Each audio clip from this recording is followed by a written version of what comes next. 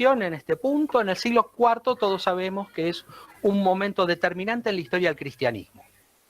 Es el momento de la consolidación de la Iglesia constantiniana, en donde se dan dos elementos que a mí me interesa destacar. Por un lado, la alianza entre Estado e Iglesia. El Imperio Romano deja de ser pagano para transformarse en un imperio cristiano. Y el segundo, ¿y eso qué implica? Implica como reacción, como producto de todas las capacidades coactivas, represivas del Estado romano en favor de la Iglesia, en favor de los cristianos, y no solamente en favor de los cristianos, sino en favor de los cristianos de una determinada versión. ¿Sí? En algún punto de vista del historiador, tenemos que recordar que en los primeros siglos de la Iglesia hubo una gran variedad de cristianismos que se distinguían en términos teológicos, litúrgicos, morales, etc. Lo que genera la Iglesia constantiniana es el estrechamiento de posibilidades de variedad o de variedad dentro de la Iglesia y empezar a aplicar del Estado patrones morales, litúrgicos, teológicos, cada vez más acotados. Es un lento pero constante movimiento hacia la búsqueda de la unanimidad religiosa, y segundo, una desvirtuación o desencanto de la tolerancia como práctica, de la tolerancia religiosa. Entonces, en ese punto estamos en el siglo IV. El siglo IV los siglos IV, V y VI son momentos importantes de definición teológica del cristianismo.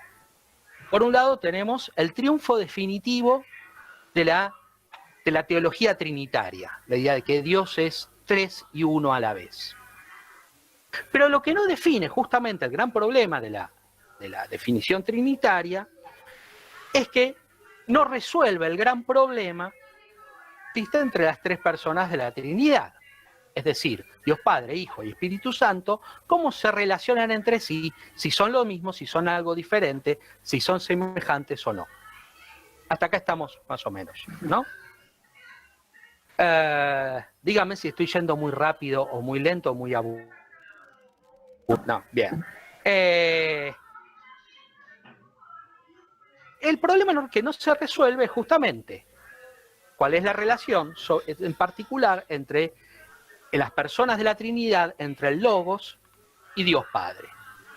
Hay dos soluciones posibles. Una que es la que ahí marcamos en el cuadro, que es la que se llama el subordinacionismo, que propugnaba que el Logos de la Trinidad, la segunda persona de la Trinidad, no era igual al Padre, sino que era una creación que había aparecido dentro de la creación, no precede a la creación.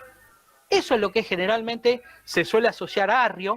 El arrianismo es, vamos a ver, un invento de Atanasio de Alejandría. El pobre Arrio era un tipo que había puesto sobre la mesa sus dudas acerca de una cuestión que es exegética, que tiene que ver... ¡Ay, Eli, me sacaste! Ahí está. Ahí está, perdón. Es exegética. Arrio lo que hizo es agarrar los pasajes de la Biblia en donde pensaba que había cambio o transformación en Jesús encarnado. Y el tipo dice, perdón, que pobre Arrio, el buen de Arrio decía que no se puede predicar cambio o transformación en Dios, porque Dios es eterno, es perfecto, no tiene posibilidad de cambio. No se puede decir que Dios cambió de opinión o que no sabía algo o que ser determinada cosa. Entonces, al leer la Biblia, Arrio dice, bueno, entonces Jesús nació, Jesús creció, Jesús tuvo que tener todos los procesos típicos de la humanidad, por lo cual no se puede decir que Dios estuvo sometido al cambio, porque Dios es perfecto y es eterno. Eso plantea un problema terrible en términos de economía de salvación, por lo menos para la teología de la época. ¿Por qué? Porque la salvación, que está atada en el efecto redentor de la pasión de Cristo, si uno si no puede postular que es Dios, y postula que es algo semejante, pero no es exactamente parecido a Dios, yo siempre lo explico, esto funciona como una sábana demasiado corta. O uno se tapa la cabeza o uno se tapa los pies. Las dos cosas no se puede. Entonces, ¿qué pasa acá? Si efectivamente el Logos de la Trinidad es Dios, no ha sufrido, porque Dios no puede sufrir. Dios no puede sufrir en la cruz. Pero si es algo diferente a Dios, el problema es que se va al cuerno toda la economía de salvación, porque en última instancia, o Jesús fue un buen tipo nada más, o fue alguna entidad intermedia entre Dios y los hombres. Ese es el problema lógico que plantea Arrio. El gran adversario, hubo dos grandes adversarios del arrianismo. El primero es Atanasio de Alejandría, que propone una solución a este dilema que propone Arrio, que es decir, bueno, en última instancia, la humanidad de Cristo, la humanidad, el Logos, sí es Dios, es la humanidad, pero que está disuelta en la divinidad. Por lo general, la gran imagen que usa Atanasio de Alejandría y que después toma Cirilo y Eutiques, otros teólogos, es el de la gota de vino en el mar. Dice, uno toma una gota de vino en el mar, que sería la humanidad, bueno, se disuelve en el mar, está, pero nadie puede verla.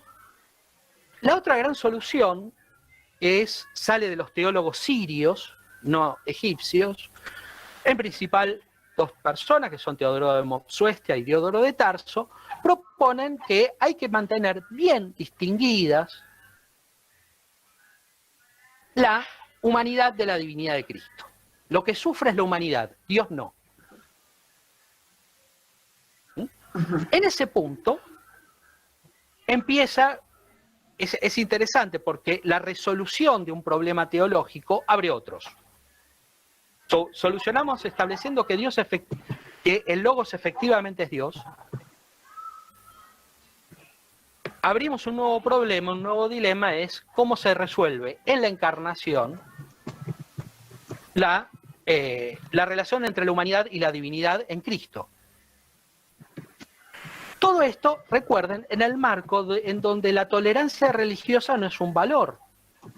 Y hay una movilización muy fuerte para, en estas luchas, en estos debates, que no se agotan en un debate filosófico, sino que lo tenemos que pensar en el medio de movilización popular. ¿Sí? Esto no lo piensen como debates entre cuatro tipos encerrados en una habitación diciendo fórmulas teológicas absurdas, sino que hay movilización en las calles. ¿Sí?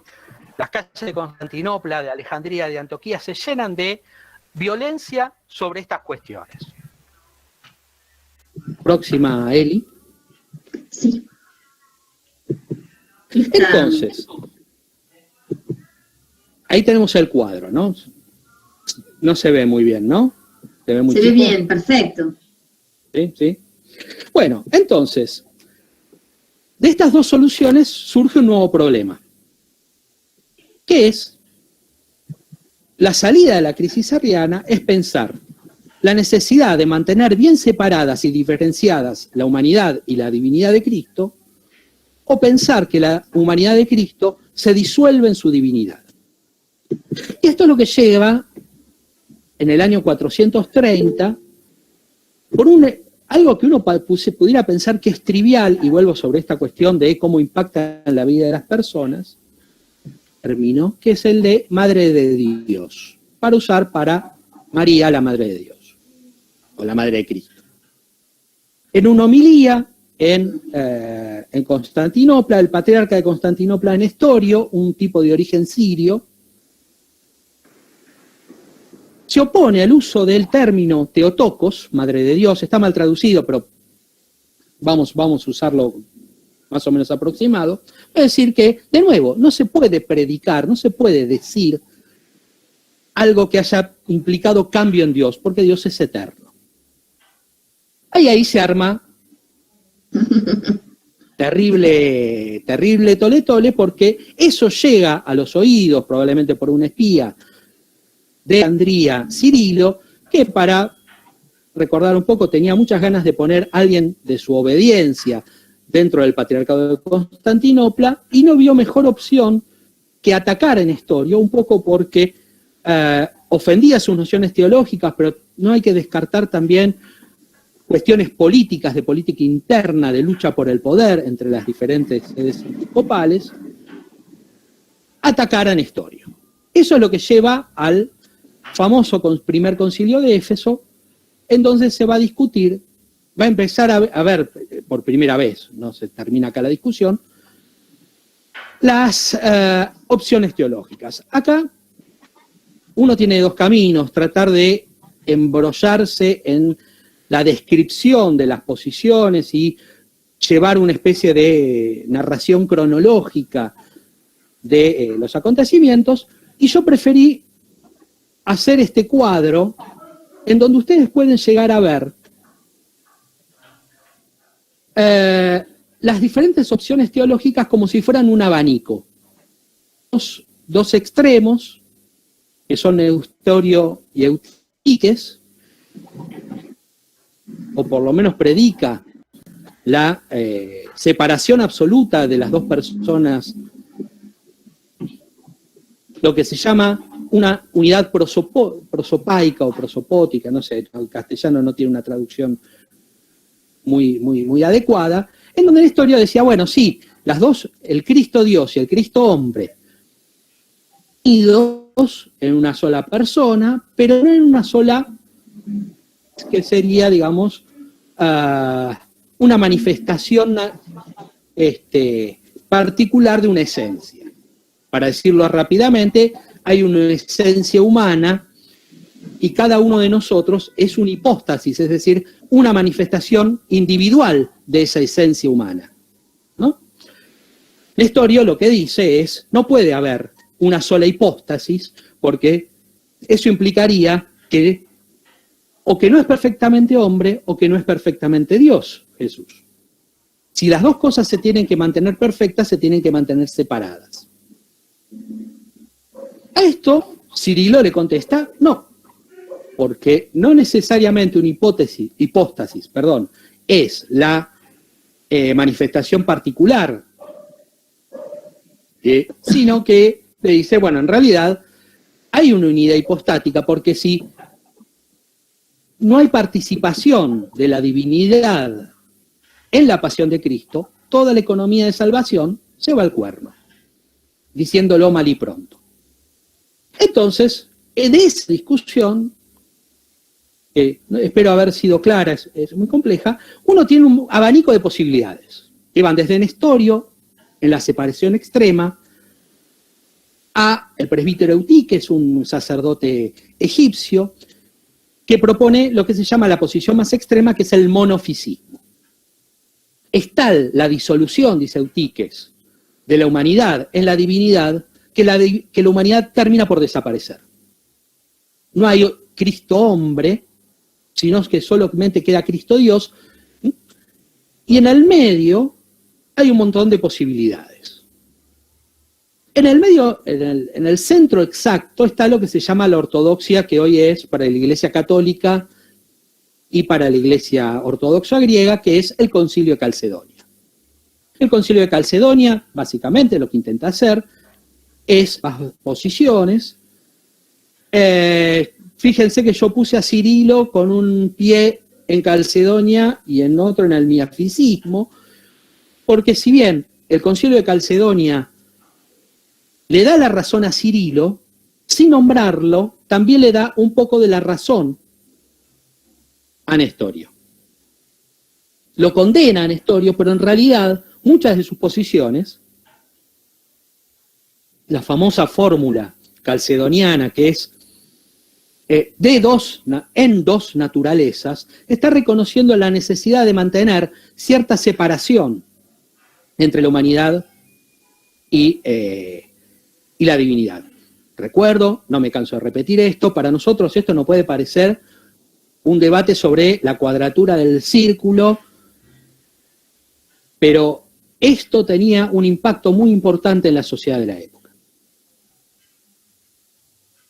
Entonces, ¿qué pasa con la posición nestoriana? La iglesia, Nestorio es depuesto, todos los teólogos que apoyaban la idea de Nestorio son en algún momento, a mediados del siglo V, expulsados del imperio, y un montón de teólogos, entre ellos un personaje que aparece ahí, que es central, uno de los grandes teólogos en lengua siríaca, que es Narsai, se trasladan al imperio persa.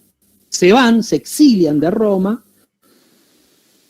a Sasánida, y ahí en Irak van a fundar una muy famosa escuela teológica, que es la escuela de Nisibis. Nisibis es es una ciudad que todavía existe, queda hoy en el sudeste de Turquía.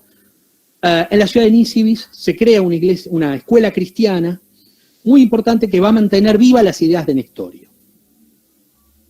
Por eso, los cristianos de Irak, de Irán y buena parte de los cristianos de la India consideran a Nestorio parte de la ortodoxia, retoman la ortodoxia de Nestorio.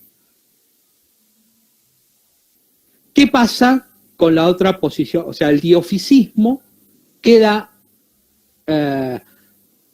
fuera del ámbito político romano y se va a desarrollar en una tradición cristiana muy importante a lo largo de toda la Edad Media, que va a ser el cristianismo que va a llegar a la India, a China, Asia Central. De hecho, simplemente para recordar, en el siglo XIV Kublai Khan, el gran Khan de los mongoles, manda embajadores a Roma, no muy pacífica, de decirles o se someten a mí o los mato a todos, pero el embajador era el patriarca nestoriano, el tipo que recae en Italia, ¿no? Importante, una iglesia que hasta por lo menos el siglo XIV-XV fue una tradición teológica y una comunidad cristiana muy importante que llegaba desde Bagdad hasta Pekín. Cierro este paréntesis. La tradición, digamos, el otro extremo del abanico. El monofisismo va a ser condenado en el Concilio de Calcedonia. Eutíquez y sus seguidores se van a perder en la noche de los tiempos. Probablemente haya existido un grupo monofisita hasta por lo menos el siglo VI, VII, pero después se les pierde el rastro en términos históricos. Lo que va a quedar es esta tradición miafisita, digamos, más moderada, no tan extrema como Eutíquez, representado por tres personajes que ahí yo los señalo. El patriarca Timoteo II, el gran teórico del miafisismo, que es Severo de Antioquía, y otro personaje que es importante es Filoxeno de Magú. Grandes escritores que, de nuevo, para nosotros los occidentales son medio desconocidos, pero con una gran producción en lengua siríaca, en arameo. Buena parte de sus escritos todavía no han sido traducidos a ninguna lengua moderna. Pero, ¿qué pasa con este grupo? Este grupo va a quedar dentro del Imperio Romano, y los emperadores romanos, por lo menos los del siglo V, no van a tomar una posición muy clara. Si bien van a aceptar Calcedonia como principio teológico apoyado por el imperio, lo que van a buscar generalmente los emperadores romanos es una cierta negociación entre ambos sectores. Pénsenlo como facciones eclesiásticas, no son iglesias separadas, todos se perciben como parte de la misma iglesia. Pero llega un punto en donde esas facciones teológicas van a ir decantando en iglesias separadas. Van a tomar una eclesiología que se aparta de la idea de la unidad de una sola iglesia a la existencia de varias iglesias separadas. La ruptura de la unidad religiosa del imperio. ¿Y ahí qué tenemos?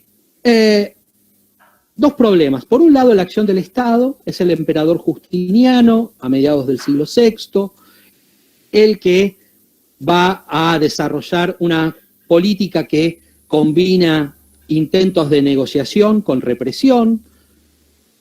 Los obispos miofisitas van a terminar no presos, pero sí exiliados en Constantinopla, en una especie de jaula de oro, metidos ahí bajo control de Justiniano. Y las comunidades religiosas de Egipto, Siria y Armenia, que no van a aceptar el Concilio de Calcedonia y su definición teológica, formar jerarquías eclesiásticas paralelas. Ahora bien, en ese punto, uno tiene que, en este paso de un debate teológico, un debate que uno puede decir entre filósofos, ¿cómo se transforma eso? ¿Cómo se llega a crear una iglesia en donde los fieles se identifiquen con una posición teológica que por lo general no entendían muy bien de qué se trataba? ¿Sí? ¿Qué es esto de dos naturalezas en Cristo, una naturaleza en Cristo? Es conceptos demasiado complejos para las personas de a pie. Parece un elemento que a mí me parece que es importantísimo retener, es que estos debates teológicos son llevados a la sociedad, al resto de los fieles, a partir de la liturgia. La liturgia, la que empieza a generar un sentido de identidad y pertenencia. Yo me voy a centrar en dos ejemplos que me interesan mucho. Eli. Primer ejemplo, muy interesante, el Trisagion. No sé si todos saben lo que es el Trisagion. El Trisagion es la oración litúrgica dentro de la misa, en donde es un himno en donde se supone que es un canto de alabanza a la Trinidad. Esto está muy claro en la liturgia católica, en la liturgia ortodoxa. Tina, de este Trisagion, dice: Dios santo, santo poderoso, santo inmortal, ten piedad de nosotros.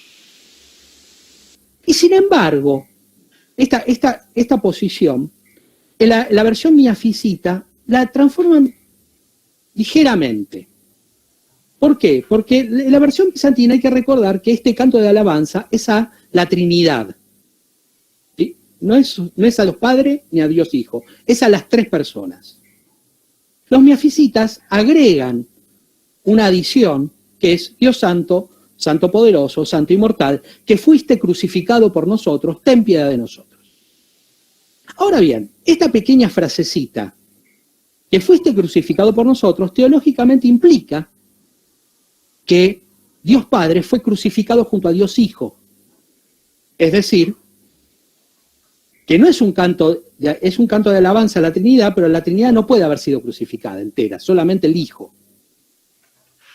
Ahora bien, más allá de su significado teológico, la inclusión de esta frasecita, de esta pequeña aclaración, que fuiste crucificado por nosotros, en la liturgia, empieza a generar verdaderos escándalos teológicos, que llevan incluso, vuelvo a señalar, violencia callejera. En Constantinopla, la adición de en algún momento a principios del siglo VI, esta frasecita llevó a verdaderos escándalos y verdaderos levantamientos populares en contra de la herejía. Y esta pequeña frase empieza a conformarse como el marcador identitario de los miafisitas. Si yo digo esto, pertenezco a una iglesia. No tengo que entender por qué lo digo, saber la teología compleja que hay detrás de esta frase. Pero si yo escucho esto en la misa, sé que estoy ante una misa dada por un clero miafisita. No sé si fui claro con esto. Es más allá de su propio significado teológico, lo que es el marcador de pertenencia. Segundo ejemplo, que me parece mucho más interesante, es la anáfora nestoriana. La anáfora es la oración eucarística. En la Iglesia Católica, en la Iglesia Ortodoxa, está marcada por la narrativa de la última cena. ¿Sí? Levantó el pan, dio gracias y dijo a sus discípulos, tomad y haced, bla, bla, bla. Bien. Esa oración eucarística es la que lleva, en la tradición católica, a la transubstanciación, sino en cuerpo y sangre de Cristo. Pero los nestorianos no tienen esa oración eucarística, no consagran el pan y el vino, sino que tienen algo mucho más interesante, que es un sacramento adicional. Bueno, tienen 7 sacramentos como los católicos, pero uno de los sacramentos se llama la Santa Levadura. ¿Y qué es la Santa Levadura?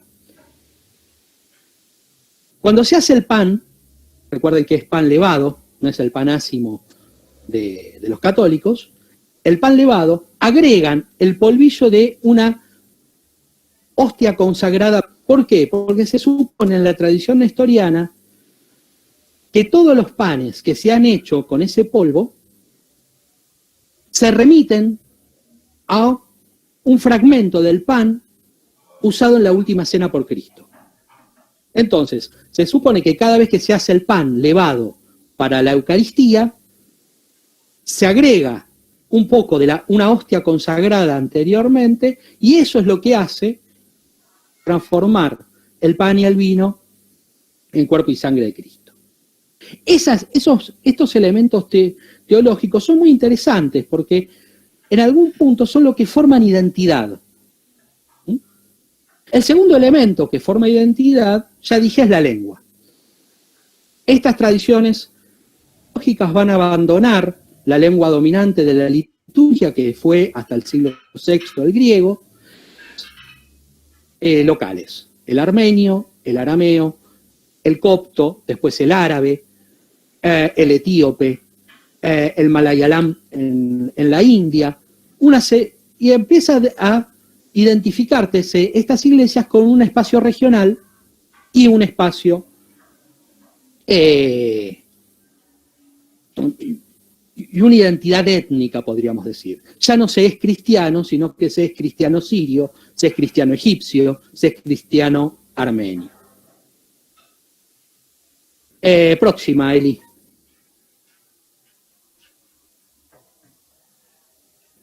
Y esto se da, una para atrás. Y esto se refuerza, sobre todo, con la invasión islámica. En el siglo VII llegan los musulmanes, grandes porciones del Imperio Romano Oriental terminan bajo dominio musulmán, sobre todo Egipto, Siria y Armenia, y religiosas terminan aisladas de lo que podríamos decir la iglesia mainstream de Bizancio o el occidente latino, y van a desarrollar sus propias identidades, como dijimos, a través de la lengua, la liturgia y una cristología particular. Poder coercivo del Estado romano. Los musulmanes, a diferencia de lo que se suele creer, son más bien indiferentes a lo que crean los no musulmanes. Nunca tuvieron una vocación de conversión, por lo menos no hasta tiempos modernos. Así que estas iglesias, durante toda la Edad Media, terminan cristalizadas hasta el momento de la llegada de las cruzadas. Ahí tenemos, pasamos 2, Eli, pues si no ya nos estamos yendo mucho de tiempo. A partir del siglo XIII, les entran en contacto con misioneros occidentales. Los católicos, la iglesia maronita es la primera que se misioneros católicos durante las cruzadas, luego lo harán los sirios ortodoxos, más tarde los coptos y los nestorianos, y hay una serie de personajes muy importantes que fueron misioneros que capaces de constituir en paralelo al clero de estas iglesias orientales un clero católico se crean lo que se llaman las famosas iglesias uniatas. Iglesias que tienen su identidad litúrgica, religiosa, salvo con la única definición que están en comunión con la Iglesia Católica Romana. Algunos personajes que a mí me parece que son interesantes para mencionar. El primer gran intelectual, que no es misionero, pero que sí se interesa por las tradiciones cristianas orientales, es Egidio da Viterbo, personaje del humanismo romano, cabalista. Es el primero que hace intentos de traducir textos siríacos al latín. Personaje para mí que es fascinante, porque no es un fanático religioso, no es un misionero, sino que es un humanista interesado particularmente en el estudio de la cábala y el desarrollo de la cábala cristiana. Y en esa cábala cristiana, el arameo juega un lugar importantísimo para él. Un segundo personaje importante ahí es José Simón Asemani, sacerdote maronita, que vivió en el siglo XVII-XVIII. Nace en el Líbano, en Trípoli, se traslada a Roma, se transforma en cardenal ahí y va a desarrollar toda una actividad lindísima. Va a traducir un montón de textos siríacos al latín. Toda la literatura cristiana en lengua siríaca va a ser accesible por primera vez, gracias a él y a sus sobrinos.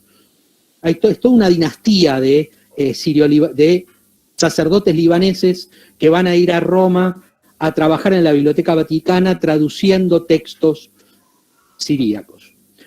Alphonse Mingana, personaje importantísimo también de la tradición ya nestoriana, se transforma en sacerdote católico, después abandona el catolicismo, se va a trabajar a Inglaterra, en donde va a funcionar durante mucho tiempo como traductor de textos siríacos.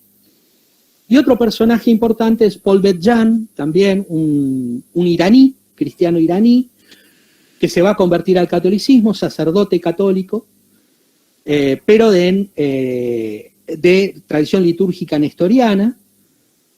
Va a ser también un gran traductor, el editor de muchos textos hagiográficos y de la liturgia, una adaptación de la liturgia nestoriana a la iglesia, al catolicismo, sacándole los elementos como más idiosincráticos de la liturgia nestoriana, y es también un personaje importante. Y por último, la otra página, creo que es la anteúltima página, me interesa mucho también los misioneros protestantes. Llegan bastante más tarde que los católicos empiezan a ser fuertes en el siglo XVII, pero no es hasta el siglo XIX en donde se desarrollan tres grandes tradiciones, o tres grandes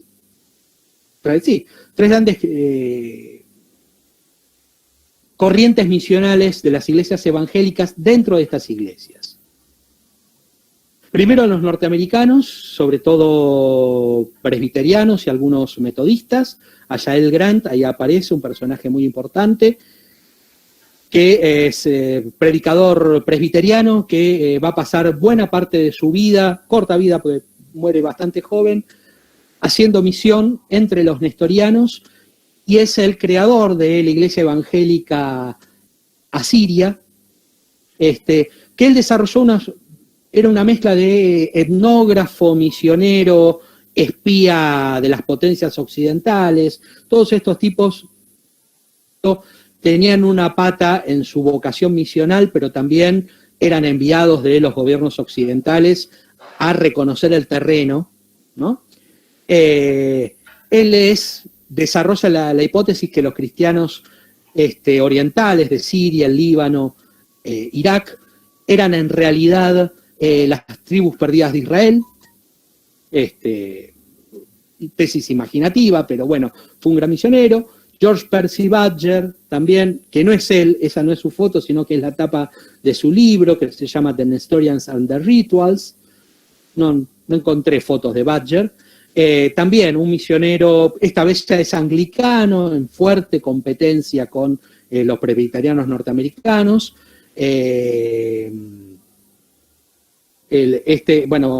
Grant trabajaba para el American Board misionero, Badger, como el siguiente, que es William Wigram, fueron misioneros anglicanos y fueron parte de lo que se llamó la misión del arzobispo de Canterbury en Cercano Oriente, que fue muy fuerte por lo menos hasta la década del 30, en donde una parte importante de estas comunidades formaron comunidades étnico-religiosas evangélicas, digamos, manteniendo ciertas tradiciones dentro de sus tradiciones religiosas, pero orientadas hacia el evangelismo. Bien, concluir y no abrumarlos y aburrirlos más. En la actualidad, las iglesias, los cristianos del Cercano Oriente están sufriendo una disminución drástica. Probablemente en las próximas 2 generaciones ya no quede población cristiana ni en Irak ni en Siria, mucho menos en Irán. Son tradiciones que están sobreviviendo apenas y que merecen por lo menos la oportunidad de la supervivencia.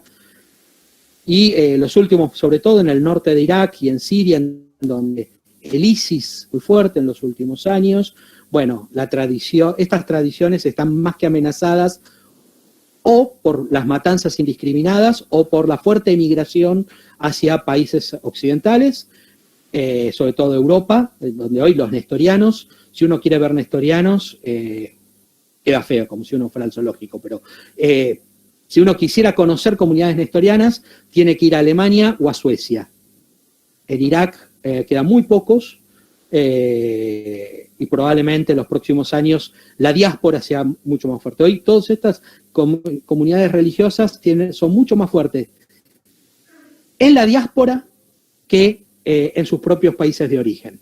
Salvo la iglesia copta, que mantiene cierta fuerza todavía en Egipto, son como el 10% de la población, son casi 15 millones de coptos que viven en Egipto, pero tienen también el problema de una fuerte migración. Uno que se define generalmente como medievalista, tiene que muchas veces su posición en la sociedad, es decir, ¿por qué hacemos esto? ¿Por qué es importante? Bueno, como una persona que cree que en la diversidad está la riqueza y está lo que hace buenas a las sociedades, reconocer o por lo menos mantener viva la memoria y la historia de estas comunidades me parece muy importante. Y nada más. Les agradezco por su paciencia, les pido 1000 disculpas por si he sido muy aburrido, demasiado embrollado. Así que bueno, podemos, Eleonora, si querés, ya empezar con las preguntas.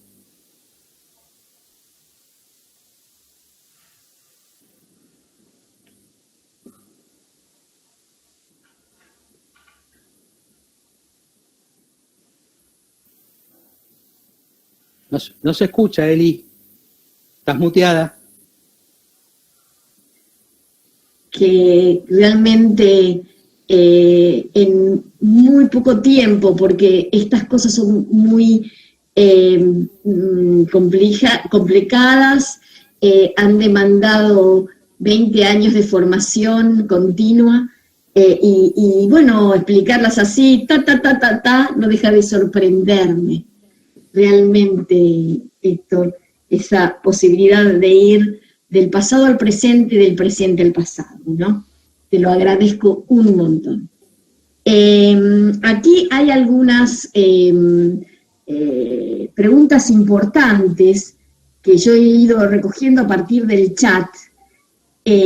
Todo el mundo te está agradeciendo, está diciendo que la exposición es muy buena. Genial, muchas gracias, profesor, una gran disertación, muy buena exposición, y todos los comentarios realmente de la sorpresa y gusto que nos dio escucharte. Básicamente he recogido 3 primeras preguntas, ¿no? La primera pregunta es si existe influencia de la tradición platónica sobre el cristianismo. Sí, muy fuerte, hasta el siglo III, entre el siglo III y V, se escucha, ¿no? Perfecto. Ahí está. Yo creo que sí, hay una fuerte impronta platónica. Hay que recordar también que en el sexto también hay una fuerte influencia aristotélica. Por lo general, siempre se piensa en el litoral mediterráneo, ¿no? Esto para mis colegas occidentalistas es la patada. Y se piensa generalmente, uno piensa en la historia intelectual de la Iglesia, progresivo avance del neoplatonismo, del platonismo sobre la doctrina cristiana, ¿no? Y esto es muy cierto para Occidente. Y el sexto, séptimo, hasta los siglos centrales de la Edad Media, la tendencia dominante es platónica. Pero en estas tradiciones también hay una fuerte impronta aristotélica, ¿sí? En particular, no tanto en la metafísica aristotélica, que es bastante difícil de conciliar con la tradición cristiana, pero sí con algunas doctrinas naturalistas. Aristóteles se mete mucho, sobre todo en las discusiones en torno a la relación entre cuerpo y alma en las tradiciones cristianas orientales. Por ejemplo, hay toda una discusión muy interesante acerca del culto a los santos, en la medida de que si es posible o no, o si es operativo o no rezarle a los santos, en la medida que si no tienen cuerpo son incapaces de poder comunicarse con los vivos, ¿no? El alma, en realidad, hay una doctrina muy, muy, muy fuerte, sobre todo entre los nestorianos, que el alma duerme hasta el momento del fin de los tiempos. Entonces el alma no tiene contacto con lo que pasa en el mundo de los vivos. Entonces hay toda una discusión acerca de si podemos vale la pena o no rezarle a un santo, ¿sí? Si escuchan o no, siendo groseros. Y eso es de raigambre aristotélica. Ajá. Perdón, sí. Segunda pregunta, ¿no? Vos has marcado la relevancia de las lenguas, de las diferentes lenguas, arameo, griego, copto, latín, ¿no? ¿Estas iglesias cómo se entendían entre sí? Hay que pensar que el reemplazo del griego por las lenguas locales es muy progresivo. Hasta la llegada del Islam, la lengua franca es el griego. Se comunican en griego. Viendo lugar en estas tradiciones, incluso se va perdiendo el uso del griego, pero lo reemplaza el árabe. Al punto que hoy en día estas tradiciones, si bien la lengua litúrgica, por ejemplo, puede ser el copto, pero la comunicación diaria es en árabe, ¿no? A veces se dan, es muy interesante esto desde el punto de vista lingüístico, sociolingüístico, que las comunicaciones internas, hoy en día estoy hablando, ¿no? Las comunicaciones internas dentro de la comunidad se dan en una lengua, pero cuando salen de esa comunidad es en otra. Entonces, para las comunicaciones diarias están hablando en árabe, cuando van a hacer las compras, cuando van a la escuela, cuando miran la tele, pero adentro de sus casas hablan la lengua que les da identidad como grupo, ¿no? Pasa mucho, sobre todo con los de lengua aramea, ¿no? Entonces, a eso, ¿no? Perfecto. Y se da un debate entre estas 53 personas que han asistido a esta reunión, que para nosotros es un montón, Héctor. Y se dio un debate acerca de, bueno, básicamente los padres latinos, ¿no? se apropian de esta patrología siríaca y griega, ¿no? ¿Podrían considerarse unos plagiarios o no? ¿Cuál es tu posición alrededor de eso? El concepto de plagio es moderno. De nuevo, hay que ir a pensar lo lejos que estamos en el horizonte intelectual de estas personas. En un mundo en donde la originalidad es mala, lo nuevo es malo, la repetición es la norma, ¿no? Entonces, casi todos los textos cristianos hasta 15, 16, son un corte-pegue, ¿sí? La función del Word de cortar y pegar. Tomamos de otros lados y lo que vamos armando es un collage de textos y nadie se pone colorado porque es la norma, porque lo bueno es plagiar. Ponerse dentro de la tradición.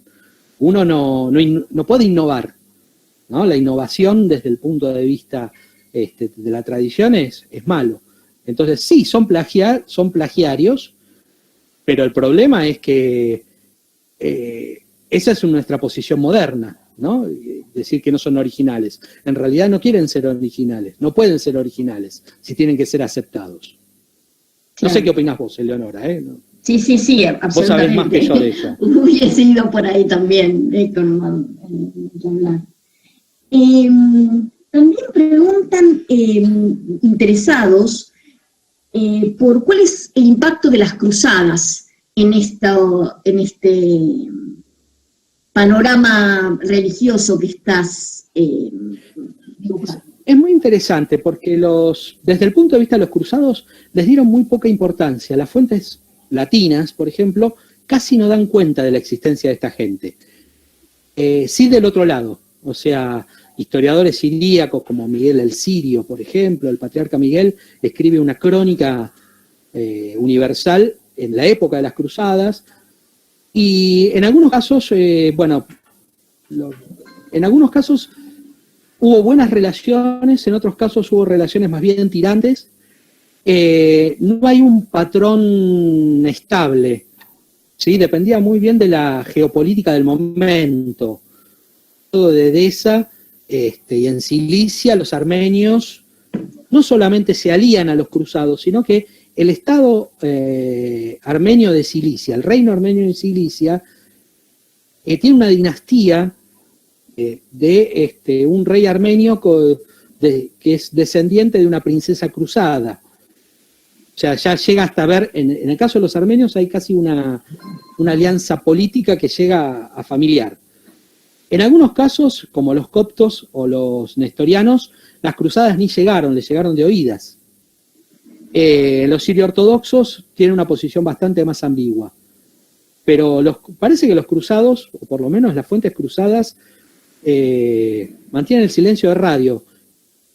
Mencionan que hay cristianos, pero no les importa casi nada de ellos. Sí. Lo único que los maronitas sí aparecen aliándose, la iglesia maronita en el siglo XIII con Roma, en el Líbano, y se mantienen ahí, ¿no? Hasta el día de hoy.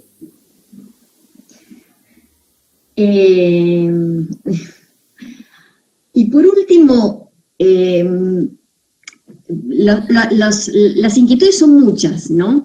Pero hay una inquietud muy importante que está atravesando a la Iglesia Metodista en este momento, que por supuesto participa de los debates actuales en general, ¿no? Que se están dando en Argentina y en el mundo. ¿Cuál es en estas teologías, en estos debates, el lugar que le cupo a la mujer, ¿no? En tanto productora de saber teológico o en tanto receptora, como lo quieras definir? Mirá, en este caso estamos hablando de comunidades fuertemente orientadas al patriarcado. Lo que yo sé, la producción intelectual dentro de la iglesia de las mujeres es nulo. Y en este caso es un universo de hombres. sacar de la participación de las mujeres en términos intelectuales, sí en términos litúrgicos, pero poco más que eso, ¿no? La mujer es un personaje en las fuentes, por lo menos, completamente pasivo, salvo cuando es o mártir o santa, ¿no? El rol es el mismo rol que las sociedades de la Edad Media le asignaban a la mujer. Poco puedo agregar más que eso. No, ni siquiera uno puede decir, bueno, tenemos el nombre de alguna mujer destacada en términos intelectuales, no hasta la modernidad, prácticamente. Uh-huh. Creo que no hay ninguna pregunta más, salvo que se me esté perdiendo algo o alguien quiera agregar una pregunta que no esté en este chat.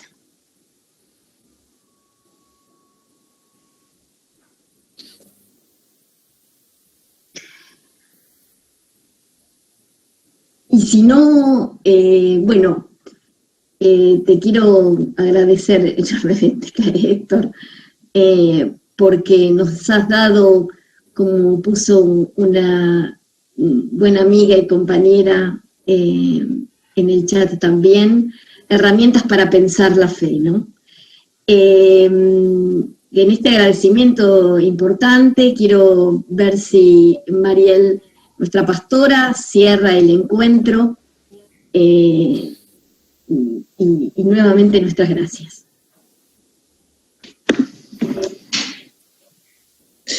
Creo que ya Eli compartió las palabras de gratitud, gracias a quienes nos acompañaron, a quienes formaron parte.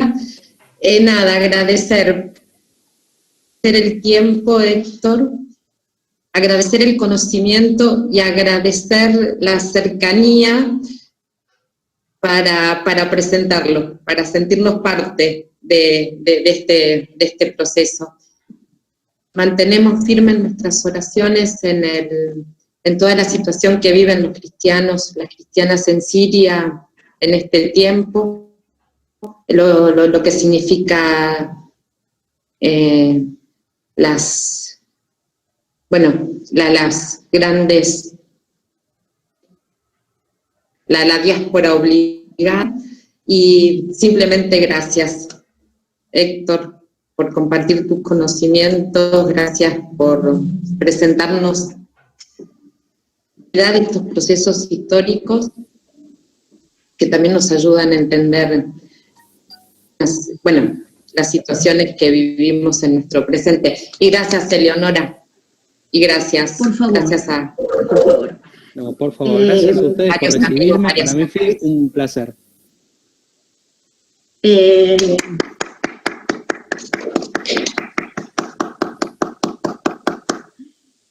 Agradezco. Ahí aparece que hay una propuesta de continuar con temas vinculados en otro momento, así que seguramente te estaremos invitando nuevamente, Héctor. Sí. Que necesiten. Bueno, quiero cerrar el evento sabiendo que siempre somos hablados por un pasado, somos hablados, y bueno, la esperanza de volvernos a encontrar. El jueves que viene vamos a tener otra reunión a las 3 de la tarde, ya les vamos a hacer circular la información. Es el teólogo, el doctor Pablo Andrinach, que va a trabajar sobre el libro de Jueces, y su trabajo se va a titular, esperen que lo lea bien, Historias de amor, muerte y locura en el libro de los Jueces. Así que también con un experto y en las mejores manos. Los esperamos una vez más para charlar un poco y fortalecernos entre todos y circular en este momento tan difícil. Gracias, Héctor, nuevamente. Voy a dar por terminada. Gracias a todos. Hasta luego. Gracias. Gracias. Chao, gracias. Gracias.